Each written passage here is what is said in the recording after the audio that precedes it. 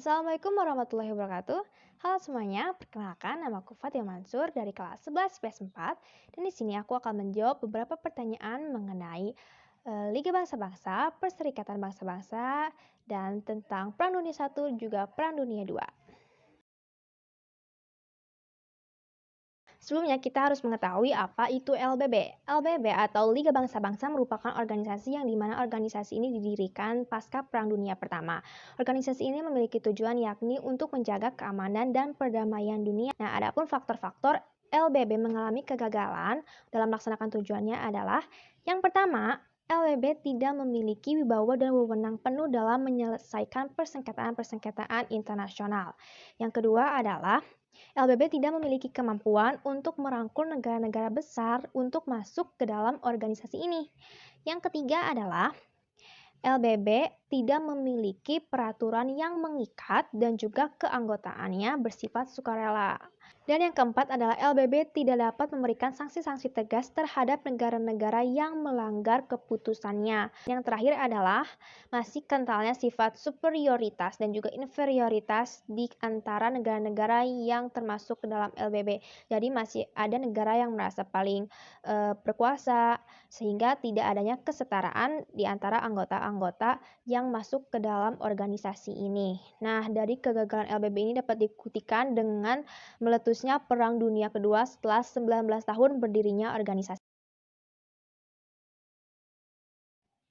Meskipun keduanya memiliki tujuan yang sama, yakni untuk menjaga keamanan dan juga perdamaian dunia, nyatanya LBB dan PBB memiliki perbedaan-perbedaan. Nah, apa sajakah perbedaan-perbedaan antara LBB dan PBB?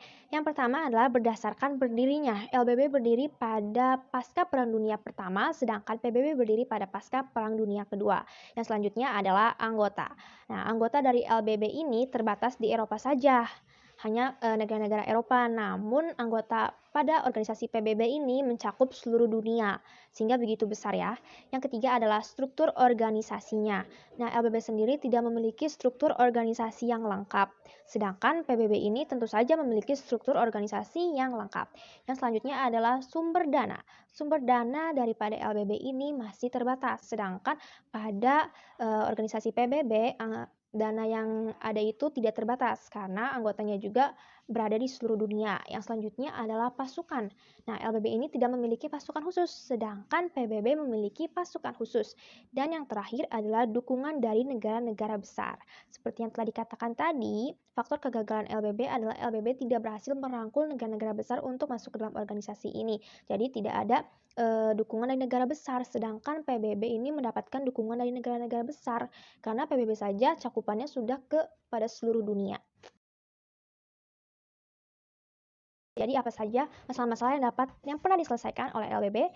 Yang pertama adalah menyelesaikan persengketaan-persengketaan kecil, misalnya di Silesia Hulu, di mana wilayah ini merupakan wilayah persengketaan antara Jerman dan Polandia yang akhirnya wilayah ini dimiliki oleh Polandia. Yang kedua adalah menyelesaikan daerah-daerah mandat, di mana daerah perwaliannya ini diserahkan kepada negara tertentu yang nantinya satu demi satu akan diberi pemerintahan sendiri. Yang selanjutnya adalah menyelesaikan permasalahan-permasalahan yang bersifat darurat seperti pada saat perekonomian atau krisis perekonomian di Eropa ketika masa antarbelum atau antar perang. Nah, selain yang tadi juga ada beberapa masalah-masalah lain yang telah diselesaikan oleh LBB, yakni masalah Kepulauan Alan di Finlandia, terus masalah Manchuria di Cina, masalah Abyssinia di Ethiopia, dan masalah-masalah lainnya. Perang Dunia I merupakan perang yang meletus pada tahun 1914 sampai dengan 1918, yang mana perang ini melibatkan dua kekuatan besar, yakni Blok Sekutu atau Blok NTT dan Blok Sentral, di mana Blok Sekutu ini berisikan Uni Soviet atau Rusia, Britania Raya, dan juga Prancis, sedangkan Blok Sentral ini berisikan Jerman, Austria-Hungaria, dan juga Italia. Pada Perang Dunia Pertama ini kemenangan diraih oleh Blok Sekutu dan juga kekalahan dirasakan oleh Blok Sentral. Lalu apa sajakah faktor-faktor kemenangan dan juga kekalahan yang dirasakan oleh negara-negara yang terlibat dalam Perang Dunia Pertama ini? Ini merupakan faktor-faktornya menurut aku. Yang pertama adalah faktor kemenangan dari Blok Sekutu, yakni Blok Sekutu memiliki suplai yang terkoordinasi. Jadi Blok Sekutu ini memiliki suplai, baik suplai untuk persenjataan dan suplai untuk persiapan perang, sehingga Blok Sekutu tidak merasakan kekurangan. Yang kedua adalah terjunnya Amerika Serikat ke ke dalam Perang Dunia Pertama ini. Selanjutnya, karena Amerika Serikat ini ternyata merupakan negara yang sangat kuat dan Amerika masuk ke dalam blok sekutu tentunya membuat blok sekutu semakin kuat. Yang selanjutnya adalah sumber daya manusia dari blok sekutu juga lebih banyak dibandingkan blok sentral. Dan juga blok NTT atau blok sekutu berhasil memukul mundur Angkatan Darat Jerman pada pertempuran di Sungai Marne. Nah, tadi adalah faktor-faktor kemenangan dari sekutu. Lalu apa saja faktor-faktor kekalahan dari blok sentral? Yang pertama adalah kekurangan tenaga persediaan. Selain itu adalah sekutu yang kuat yang terus memaksa untuk blok sentral untuk mundur, meskipun sebenarnya blok sentral juga merupakan blok yang kuat gitu, blok yang sebanding, namun blok sekutu terus memaksa blok sentral untuk mundur. Selain itu juga adanya Jerman yang bermasalah dengan revolusi. Di Jerman juga mengalami revolusi, yakni kekaisaran akhirnya berganti dengan republik. Hal inilah yang mengakibatkan Jerman akhirnya melakukan gencatan senjata dan mengakhiri perang dengan melakukan perjanjian. Selanjutnya adalah Perang Dunia Kedua. Perang Dunia Kedua merupakan perang yang meletus pada tahun 1939 sampai dengan 1945, yang mana perang ini melibatkan dua kekuasaan besar yakni blok sekutu dan juga blok Aksis atau poros.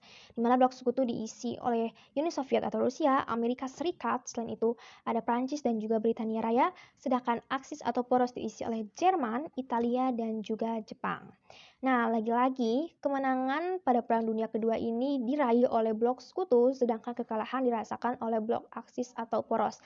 Lalu apa saja faktor-faktor dari kemenangan dan kekalahan yang dirasakan oleh negara-negara yang terlibat pada Perang Dunia Kedua? Nah, yang pertama adalah faktor kemenangan. Faktor kemenangannya adalah pertama, sekutu memiliki lebih banyak sumber daya manusia. Jadi jumlah sekutu ini jauh lebih banyak dibandingkan jumlah dari blok Aksis atau poros, jauh lebih banyak. Yang kedua adalah sekutu memiliki daerah jajahan yang dapat menyuplai atau menunjang kebutuhan perang, terutama Britania Raya dan juga Amerika Serikat yang pada saat itu menguasai beberapa daerah, apalagi Britania Raya yang daerah jajahannya menyebar di Asia dan juga Afrika. Selain itu adalah blok sekutu tentunya memiliki keunggulan persenjataan yang pastinya sangat menguntungkan blok sekutu. Yang selanjutnya adalah sumber daya daripada blok sekutu ini lebih banyak seperti minyak bumi, terus ada biji besi, batu bara, karet yang sangat-sangat diperlukan dalam persediaan perang, baik persediaan persenjataan. Selain itu adalah operasi Overlord atau D-Day, yang mana operasi ini merupakan operasi yang berhasil meruntuhkan blok Aksis atau poros dan menyebabkan sekutu mengalami kemenangan. Nah, tadi adalah faktor-faktor dari kemenangan blok sekutu. Lalu, faktor-faktor apa yang menyebabkan blok Aksis kalah? Yang pertama adalah blok Aksis atau blok poros ini tidak ditunjang oleh sumber-sumber kekayaan alam yang mencukupi kebutuhan perang. Seperti tadi lagi-lagi ya, bahwa blok Aksis ini persiapan atau kebutuhan kekayaan alamnya untuk menunjang perangnya kurang. Selanjutnya adalah gagal menaklukkan Uni Soviet di pertempuran Stalingrad. Jadi, pada saat itu, Jerman gagal untuk menaklukkan Uni Soviet di pertempuran Stalingrad. Selanjutnya adalah armada Jepang yang hancur di pertempuran Midway dengan Amerika Serikat. Jadi, pertempuran Midway, selain itu Stalingrad juga merupakan titik balik dari atau fase titik balik dari Perang Dunia Kedua ini. Jadi yang pada awalnya blok Aksis atau poros ini memimpin berhasil mengalahkan blok sekutu, akhirnya berubah menjadi blok sekutu yang berhasil perlahan-lahan mengalahkan blok Aksis. Selanjutnya adalah bom atom yang dijatuhkan di Hiroshima dan juga Nagasaki ini sangat-sangat berpengaruh karena setelah itu akhirnya Jepang menyerah tanpa syarat kepada sekutu. Dan selain itu juga ada konflik internal yang terjadi dan pemerintahan Adolf Hitler yang sedikitnya berpengaruh terhadap blok Aksis atau poros. Sebenarnya tidak sedikit, banyak berpengaruh.